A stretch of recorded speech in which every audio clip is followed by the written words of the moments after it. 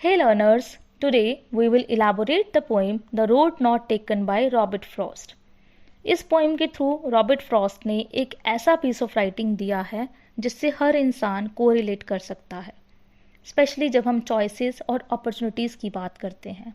I hope ये video आपको इस पोइम को बेटर वे से समझने में हेल्प करेगा। So let's start. Two roads diverged in a yellow wood and sorry I could not travel both. And be one traveller, long I stood, and looked down one as far as I could, to where it bent in the undergrowth. So poem शुरू होती है poet की travelling के साथ। Poet किसी सड़क पर चलता हुआ जा रहा है और चलते चलते एक ऐसे पॉइंट पर पहुंच जाता है जहां पर सड़क दो रास्तों में, दो रोड्स में डिवाइड हो रही है। और दोनों रास्ते किस तरफ जा रहे हैं? एक येलो वुड की तरफ, एक ऐसे जंगल की तरफ जा रही है जहाँ पर पत्ते पीले पड़ चुके हैं। मे बी ऑटम सीजन की बात हो रही है। वहाँ पहुँचकर वो रुक जाता है। दो रास्ते सामने नज़र आ रहे हैं। सोच रहा है, डिसाइड करने की कोशिश करता है कि मैं किस रास्ते पर जाऊँ। और वहाँ पर खड़े होकर वो सॉरी फील करता है क्योंकि वो दोनों रास्तों पर ट्रैवल नहीं कर सकता, क्योंकि वो एक ट्रैवलर है और एक ट्रैवलर एक टाइम पर, एक इंसान एक टाइम पर एक रास्ता ही चुन सकता है। लॉन्ग आई स्टूड, वो काफ़ी देर तक वहाँ खड़े रहता है और एक रास्ते को जितनी दूर तक उसकी नज़र जाती है देखने की कोशिश करता है। उस सड़क पर कहाँ पर कैसी घास है, झाड़ियाँ हैं, रास्ता आगे चलकर कैसा होगा, इस बात का वो अंदाज़ा लगाने की कोशिश कर रहा है। ऐसा हम सभी के साथ होता है। बहुत बार ऐसा होता है कि हमारे पास दो चॉइसेस होती हैं जिसमें से हमें एक को चुनना होता है।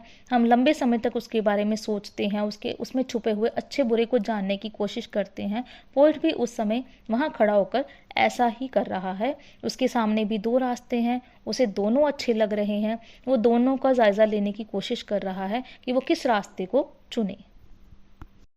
Then took the other as just as fair and having perhaps the better claim, because it was grassy and wanted wear, though as for that the passing there had warned them really about the same. फिर वो दूसरे रास्ते की तरफ देखता है जो उसे पहले की तरह ही अच्छा लग रहा है, लेकिन इस बार देखने पर उसे वो उससे बेहतर लग रहा है। क्यों बेहतर लग रहा है? बिकॉज इट वॉज ग्रासी, उसके ऊपर बहुत ज़्यादा घास है।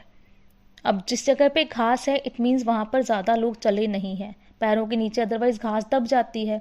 वहाँ पे जो झाड़ियाँ हैं वो आसपास इंटैक्ट नज़र आ रही हैं, बिल्कुल वैसे ही नज़र आ रही हैं। इट मीन्स कि वहाँ पर ज़्यादा लोग गुजरे नहीं हैं।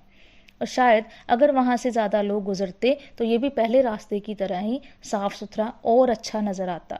तो इस तरह से इस घास से उसे लग रहा है कि ये रास्ता अनजान है, यहाँ पर आगे चलकर किसी को पता नहीं होगा कि क्या होगा। ये इस तरह का रास्ता है। And both that morning equally lay in leaves, no step had trodden back.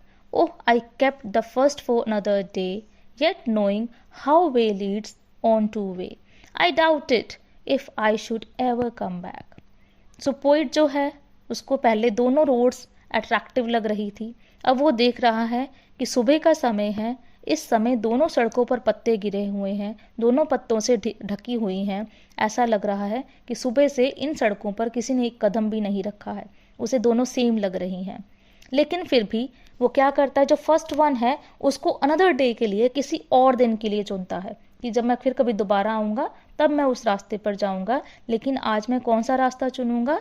दूसरा रास्ता चुनूँगा जो ज़्यादा ग्रासी था, ज़्यादा घना था। हालांकि उसे पता है कि कैसे एक रास्ते में से दूसरा रास्ता आगे निकलता है। वो जंगल के रास्तों के बारे में अभी तक जानता नहीं है, लेकिन उसे अंदाज़ा है कि अंदर से और रास्ते निकलेंगे। इस बात का डाउट भी है कि शायद वो इस रास्ते पर जाकर कभी वापस नहीं आ पाएगा, वो रास्ता वापसी का ढूंढ ही नहीं पाएगा।